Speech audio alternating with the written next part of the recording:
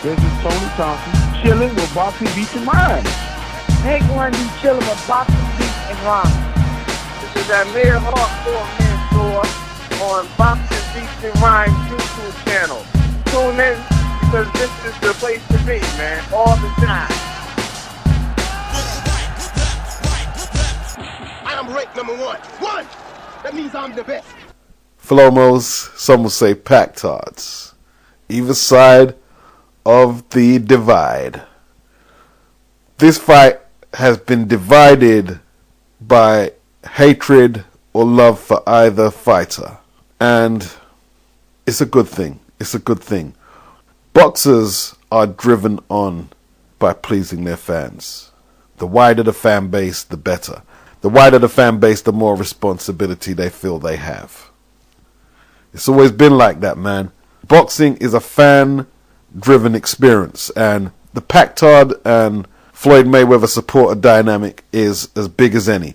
Not as big as Joe Louis versus Max Schmeling. Now, that was a whole country against another country. An ideology and country against an ideology and another country. And it doesn't get much bigger than that. You see, tribalism is a vital chemical component of the fight game, ladies and gentlemen. That's what it is, man. That's what it is. I can take you to the UK, to the good old UK, when Errol Christie took on Mark Kaler. And yes, it was very racially charged, the whole occasion. But god damn, it was exciting. You know, the bosses at my workplace had to get in there and tell everybody not to bring this into the workplace because it was spilling over. We saw the newspaper cuttings of Errol Christie rocking with Mark Kaler, and at one stage it looked like Errol Christie had Mark Kaler turned upside down in some hole, and I was thinking, yeah man, Christie's gonna bust this boy's ass. But Kaler kicked his ass. That's one of the biggest occasions in British boxing. Long and forgotten now, but at the time, massive, enormous. You know my theory. The theory is, nothing is all one way. Nothing is all good. Nothing normally is all bad when you look at the cerebral 360-degree study of the thing. Boxing, the mechanical act, the physics of boxing, two men punching each other. Now, you can box, two men can box without gloves, without referees, without coaches, without a ring, without spectators. They can do that. So the premise will always be no boxers, no boxing. There's no way you can beat that scientific equation. I know some people have tried to argue that with me, but you can't actually defeat that equation. You can't. From a scientific standpoint, you can't defeat that. But at the same time, life isn't just about physics and mechanics. It just isn't. Life isn't just about physics and mechanics. That's why some people say, like they get technical with clinically diagnosing all the human body parts and say, well, what are you talking about? There isn't technically a soul in the human body. Well, fair enough.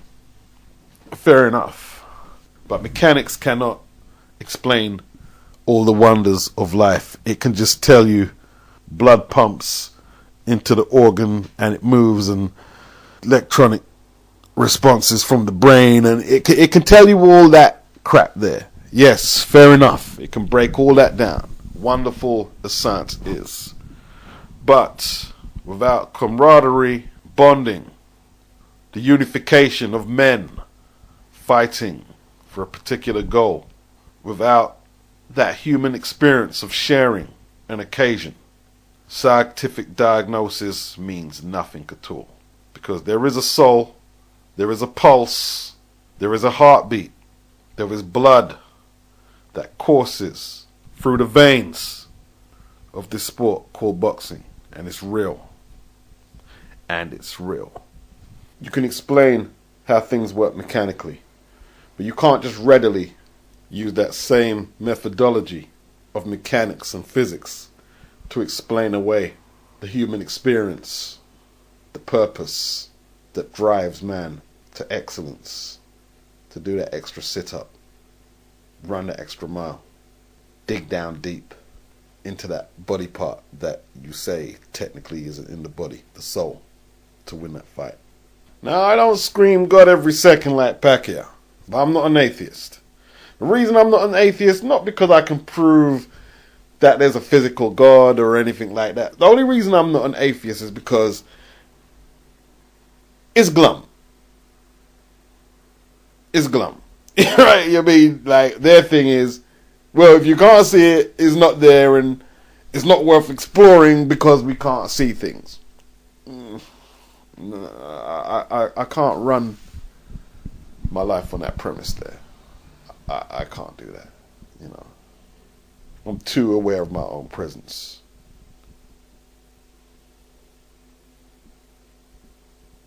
To leave science to break everything down. Now, I love science. The spectators have their fight for their era. And nobody will be able to deny the absolute mayhem, the absolute, I have to be there, I have to be around people who are talking about the fight.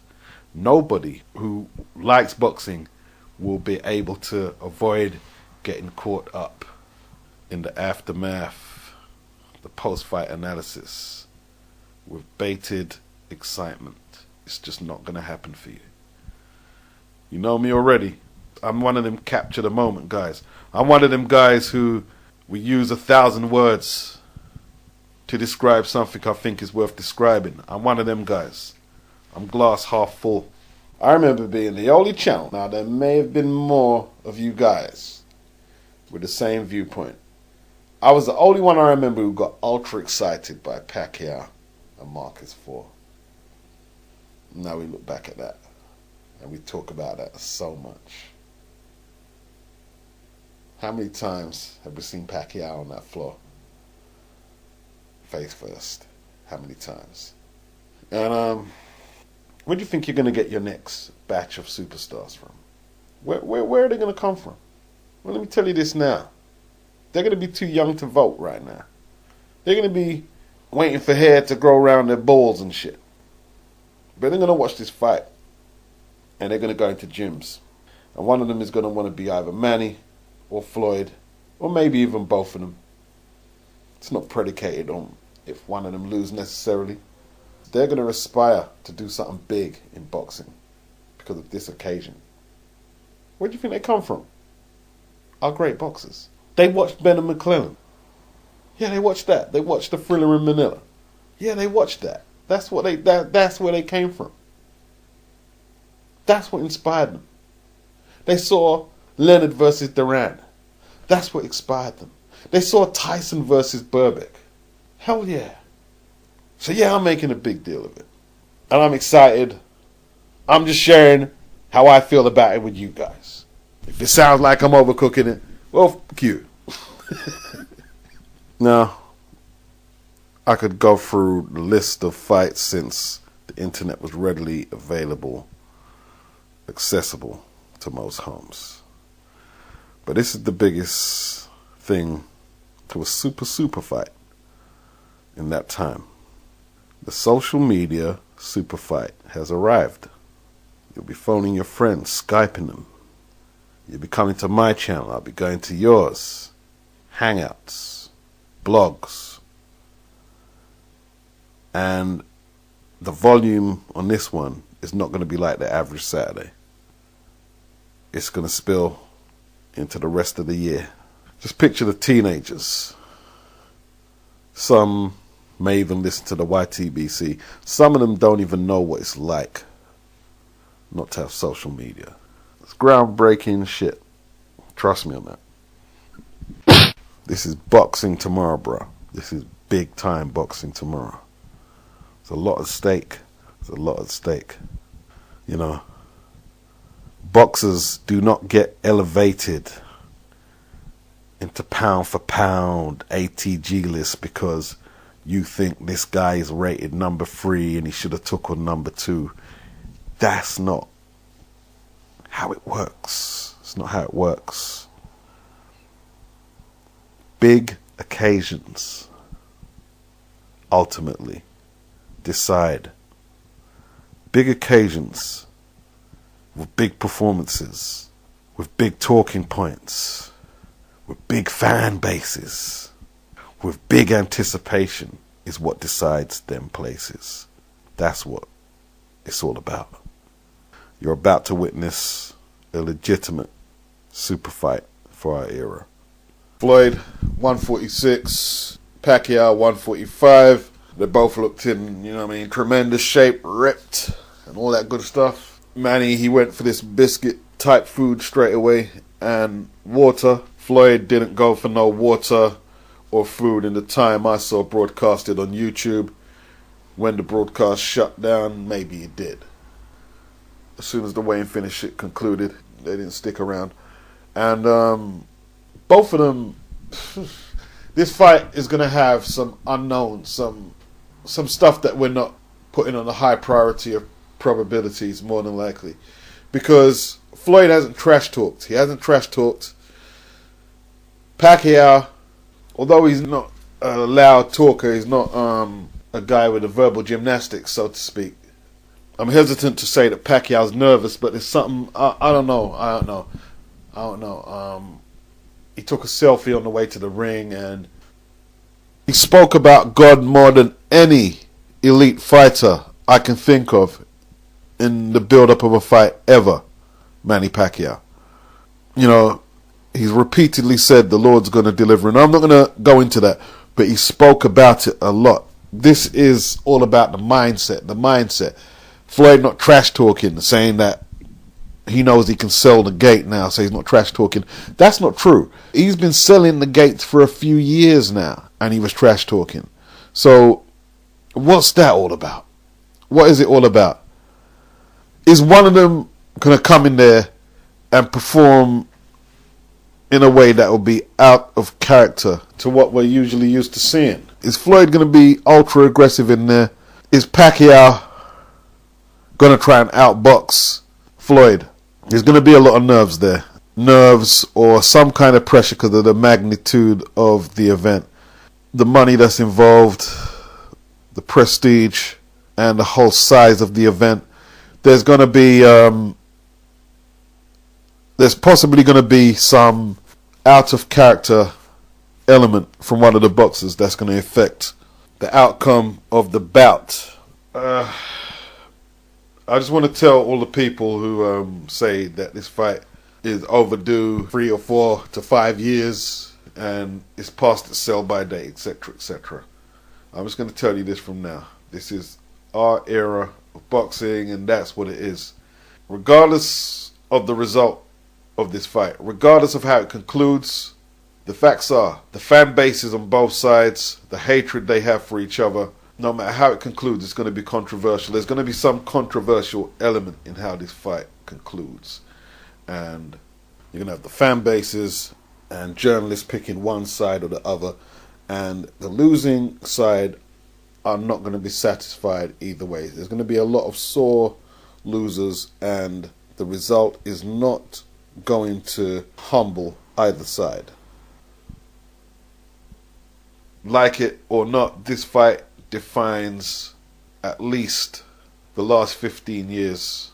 This fight will be the definitive point of the last 15 years. There's just no doubt about that. No doubt at all. This fight is the new chapter from the Tyson Holyfield Lewis, even though some of them guys fought on after that. Around 2000, 2002 is when a lot of them guys peaked out. And boxing is a gamble. Boxing is a gamble. You train your strategy, you train your workout, you devise your strategy. But after all that, you have to allow for improvisation. Improvisation, thinking on your feet, adjustments, plan B's, C's, and D's. We have to allow for the probability of unexpected risk-taking from either man. More than likely, one fighter will be forced to make an assessment mid-fight, late in the fight, early in the fight, that they're going to have to change the course of the bout, and what they've been training for in camp has to be either modified, thrown away, and plan B, C, D has to be executed. I think a lot of people amongst the probabilities believe that Pacquiao has the edge on the power game. They believe that. But what if it's Floyd? What if Floyd tags Manny with some big shots when he's coming in recklessly? What's Manny going to do? Is he going to continue to gamble? Is he going to box? Is he going to try and box patiently, which isn't really his thing? Forget the Brandon Rios fight, you know. That doesn't tell us much. Brandon's good, but there's no comparison. Floyd, I believe, is very good at judging, gauging his opponent before the actual fight at press conferences and weigh-ins, etc., etc. He's very observant. I'm looking at the way he's looking down on Pacquiao. He looks at Pacquiao as a small dude. And I'm not saying he's definitely just going to go in there and start bustling in him and wrestling. I'm not saying that. But remember, I started walking down Canelo and Guerrero, even Marcus Maidana, who was heavier than him. Why is Pacquiao going to be any different? What is defensively impressive about Pacquiao that he won't be getting walked down? Now, the hand speed, Manny has to make that tell. He has to make that tell. You know, even if everything doesn't land, it doesn't matter. He needs to get the crowd cheering. He needs to get the referee the judges, I should say, in two minds to say, yo, well, we've got to take the volume into consideration. Can he maintain that, though? Because he's going to be getting hit with counters. More than Tim Bradley hit him with. And crisper counters than what Bradley hit him with. He struggled with his volume against Marcus because he's getting hit with counters. I know we can't gauge two different performances from two different fighters to make a gauge for the upcoming fight. I know that, but come on, man. Look at the Marquez Floyd fight. Just look at it. Just look at it, man. Is Marquez even in Floyd's postcode as a defensive fighter and counterpuncher? And for me to pose a question like that, it wasn't rhetorical. Knowing full well that most of you will have to answer no. Just tells you that Pacquiao has his work cut out, because Marquez is one badass fighter. Is Floyd going to be concerned about the interpretation of volume versus quality single shots that we've been known to expect from him? Will the occasion be able to even make Floyd come out of character? Because his past dictates that he doesn't do that. He's confident in his shot picking, and he won't come out of character and start going crazy. And that's the crux of this super fight. Either Floyd or Manny has to make the other come out of character. They're the major keys to winning this fight. They're the major keys. If Manny is forced to box defensively, what does he do? Can you go into a super fight with just one gear? I mean, Margarito is a light middleweight, a big light middleweight.